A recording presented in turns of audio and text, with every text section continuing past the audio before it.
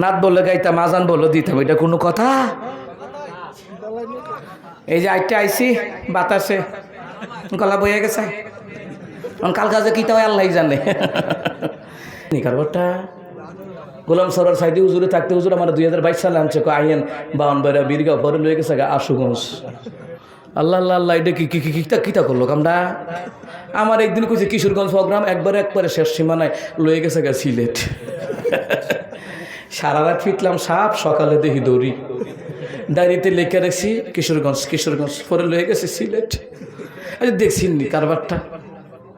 আচ্ছা যা কষ্ট করে আইছি, আপনারা কইছেন 5 মিনিট আটলেই সারবো, মাশাল্লাহ আধা ঘন্টা, সুবহানাল্লাহ কয় না। যাক আসছি তো যাক না, সত্য কথা কইলে ভালো হয় কি জানেননি?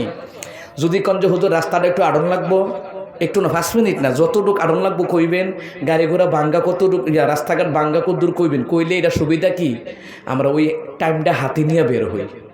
আর যদি কই স্টেজে গাড়ি যাইব, তখন আমরা ওই টাইমে বের হই, ওমা আয়া দেখি নদী, নৌকার পরে কে হুজুর হেই ফার মোটর সাইকেল, হেই গাড়ি স্টেজও যায়, তো ঠিকই তো আছে